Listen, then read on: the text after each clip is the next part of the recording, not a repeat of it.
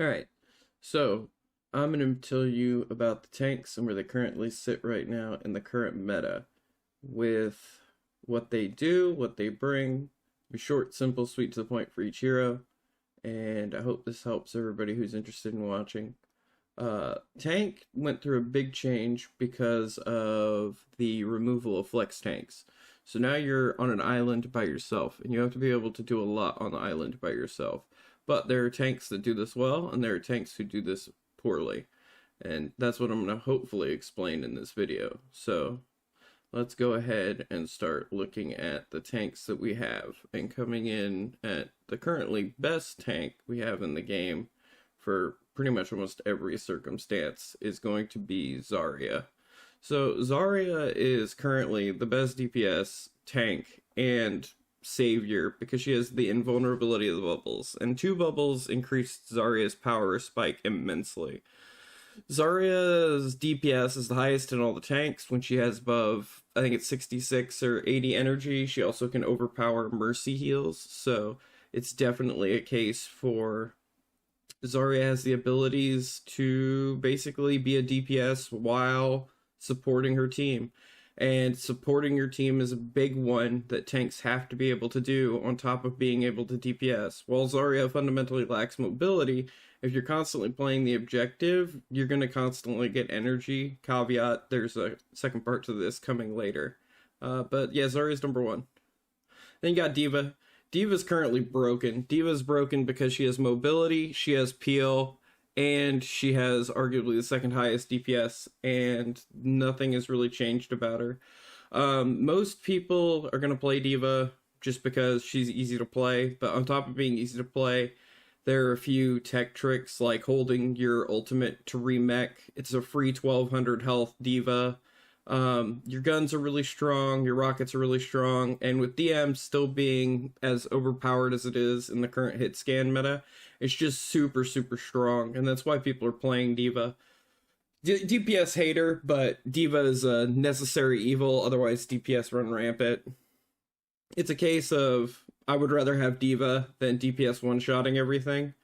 Next we have Winston. Winston is in a good spot because he has mobility, his damage is decent, he has cleave still, and primal isn't really better or worse, so Winston didn't really move. The big problem Winston suffers from, which is why he's not above Diva, is going to be that he lacks that damage.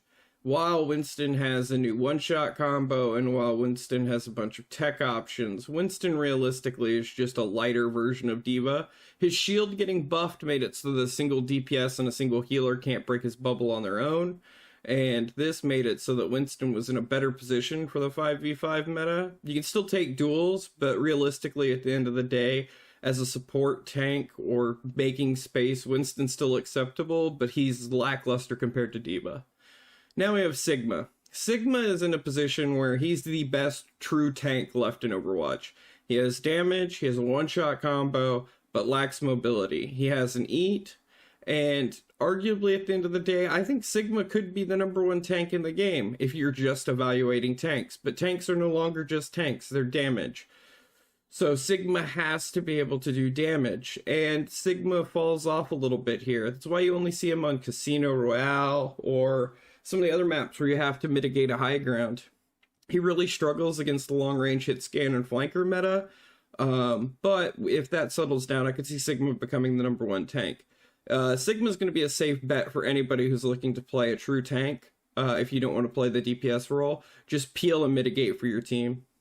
Coming in next, we have Hammond. Hammond is arguably a question mark for me. I think Hammond is a worse Diva, worse Winston, but he has DPS potential. I think his stall potential is still absurd, but I think he fundamentally lacks any ability as a tank. He's going to jump on one person, make their life a living hell, and that's pretty much it. You're a DPS flanker who doesn't really tank. His damage is so absurd that he's that high on the list, but we'll see what happens with Hammond going forward. With Sombra being meta right now, Hammond can't beat Winston out because of the hack.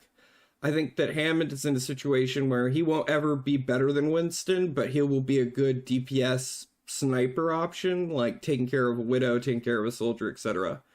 Next, we have Roadhog. Roadhog has a caveat here. Roadhog is going to be the #1 tank in the game. The only reason he's not #1 on this list right now is because Kiriko isn't meta. So as soon as Kiriko becomes meta, a one-shot 1700 effective HP tank becomes completely and utterly broken. It's a kill meta. It's all about, can you get a kill? And Roadhog creates kills. Shields don't stop him. He's an anti-tank. He is the fundamental perfect killer. While he lacks the ability to mitigate damage, he has it in spades for killing people. So we'll see lots of Roadhog after Kiriko becomes meta, and we'll see how it goes from there. But I do think that Roadhog has a caveat here. As soon as Kiriko becomes meta, he becomes the best tank in the game, better than Diva and Zarya. Next, we have Reinhardt. Reinhardt suffers from the Achilles heel of he's melee. 2 fire strikes helped him, but realistically, at the end of the day, you're just going to get kited. Every DPS that currently is meta has a mobility effect that's just going to run away from you. If they don't run away from you, they're an idiot.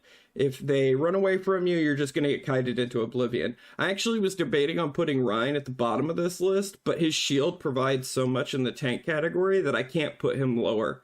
I think that if you're going to play Rein, you have to play Tokyo Drift, get in their face, and hope to God you kill them. Because if you get kited out, you're just going to be an ult charge. Rein realistically lacks the ability to fight in the current meta, and the only reason he's higher than the other tanks on this list is purely because of his shield.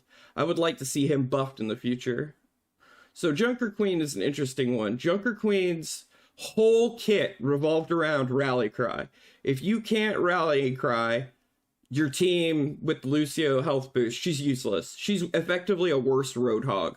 The cleave is just healed away, and with Kiriko coming into the game, all of her negative effects are purged. The problem is Junker Queen is just a shitty Roadhog. Like, at the end of the day, I love the Junker Queen idea, I love the Junker Queen model, but as a brawler that's primarily a shotgun and melee, she's just going to get kited and all of her effects are going to get purged. You lack the ability to create kills outside of using big cooldowns. And if you have to have cooldowns to create kills, the hero is just terrible. So I don't think Junker Queen can be fixed. I think she's broken. Now we have Doomfist. Doomfist is in a situation where Doomfist doesn't do anything tank worthy, but he does damage-worthy flanks in the background. He can also control tanks. I would argue that the only reason Doomfist isn't higher on the list with Hammond, Winston, and Diva is purely because he lacks the multi-target damage. He can make one target's life a living hell, but he lacks anything after that. Genuinely, Doomfist is in a situation where he just doesn't contribute enough. His cooldowns aren't fast enough, but if they buff his cooldowns, maybe he's better. But he's not a tank, he's not a DPS, he's an assassin in the tank category, and I can't rate that high in the tank category when other things are doing so much more. And now we have the Orisa. Orisa got a massive rework, but basically she doesn't have the damage to back up her kit. She has all of these damage cooldowns and all of this mitigation, but it's all for her. She does nothing for her team. You just walk past Orisa. Orisa's in a situation where she can't force anybody to fight her. And because she can't force anybody to fight her, you just ignore her. Her damage isn't heavy enough to make me want to kill her, and Fortify makes it so that I know that if I do try and kill her, I can't kill her. So I just ignore her. And you'll see a lot of team fights where Orisa's just the last person standing. And because of that, you just ignore her. Like, Orisa fundamentally isn't a big enough threat to do anything, and you just ignore her and you move past her. She doesn't have any tank abilities that make her a great team tank. Now, caveat time. Zarya is also the worst tank in the game. Zarya, with 0 energy, who has to use her bubbles for her team, is the worst tank in the game. Her DPS is lower than Mercy's. Zarya is in a situation where she has to have energy. A full energy Zarya, best tank in game. A 0 energy Zarya, worst tank in game. Alright guys, so that brings us to the end of the tank list. Fundamentally what we know is DPS matters. Your supporty abilities help you, but they aren't mandatory. And we'll see that going forward with Roadhog. I genuinely think that with the Sombra nerf and the Genji nerf. We're going to see way more Roadhog because the DPS are going to fall back on Sojourn, Widow, Hanzo, and the flankers are going to die out. So it's a case of we will see if the tanks can hold up, and I hope you all enjoyed the video. I'll do some more play videos coming in the future for these tanks, so look forward to those. You can like, comment, and subscribe, and I will see you in the next one. Much love. Bye.